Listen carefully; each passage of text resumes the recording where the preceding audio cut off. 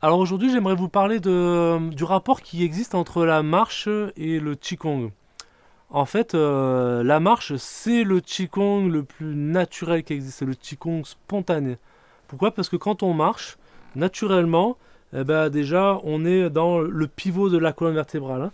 Il y a droite-gauche, hein, il y a l'asymétrie des mouvements, il y a le rapport à la terre, le rapport au ciel, parce qu'on accueille la gravité, on rebondit quelque part sur la terre, hein. Si on marche d'une manière, on va dire, Qigong, c'est-à-dire d'une manière consciente, d'une manière qu'on travaille avec l'énergie. Qi, c'est l'énergie, Gong, c'est œuvrer, œuvrer avec l'énergie, cultiver l'énergie. Et donc, dans la marche, il y a toutes les notions du Qigong y sont, hein. Le relâchement, le fait d'être suspendu, garder la noblesse pour ouvrir les articulations à l'arrière, hein, la charnière crânienne, respirer, centrer dans le ventre, dans le dantienne, euh, ouvert, déplier l'intention jusqu'au bout des doigts, relâcher toutes les tensions, profiter pour voilà, faire le massage de la colonne vertébrale. On n'utilise pas le corps, on est avec le corps, hein. C'est un déplacement où on vient habiter le corps tout en étant centré dans le ventre et qui nous permet de vraiment nous faire du bien et de récupérer de l'énergie. C'est ce qui fait la différence entre, par exemple, les marches, quelle qu'elle soit, ou le sport, quel qu'il soit. C'est-à-dire que dans la marche ou le sport, souvent on utilise l'énergie. On utilise l'énergie et du coup on peut avoir bon, un bien-être parce qu'on a fait circuler, il y a des hormones, le cardio, machin, etc. Sauf que là, on va guider l'énergie. On en profite pour guider l'énergie et accumuler de l'énergie. On cultive l'énergie. Chi, quand on cultive l'énergie. Et donc c'est ce qui fait qu'à la fin de la pratique, que ce soit par exemple là de la marche ou d'une pratique de Qigong, mais la marche, c'est le Qigong par excellence, ce Qigong naturel, c'est le Qigong spontané.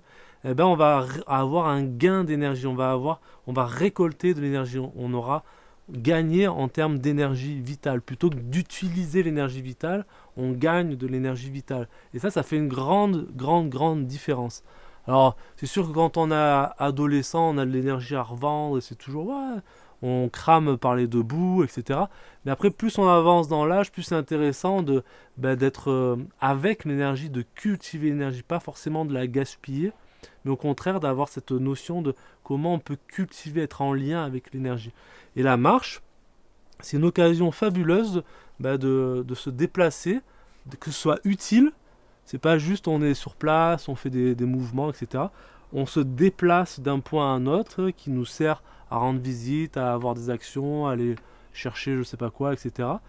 Et à rendre un rendez-vous. Et en même temps, on se recentre, on se ressource, on gagne de l'énergie. Ce qui fait qu'on arrive à l'endroit où on devait aller et on est bien. On a de l'énergie, on est centré, on s'est fait du bien au corps, hein. Le corps a besoin de bouger, que ça circule. Et le grand principe, c'est nourrir et faire circuler. Donc, on nourrit avec la respiration, en étant connecté au centre, en marchant, en se déplaçant, en respirant. Et en même temps, on fait circuler parce qu'on marche et puis qu'il y a voilà, des techniques de respiration, d'intention qui vont faire aussi circuler l'énergie, hein, comme dans un Qigong, mais c'est un Qigong en déplacement, hein, qui est utile. En fait, c'est un Qigong appliqué au quotidien. C'est une manière d'appliquer des principes énergétiques qui existent depuis des millénaires, qu'on utilise en médecine traditionnelle chinoise, mais du coup, on l'inclut dans le quotidien, dans nos actions de tous les jours, en se déplaçant, notamment en se déplaçant d'un point à un autre. Donc le Qigong et la marche, c'est vraiment un couple gagnant-gagnant.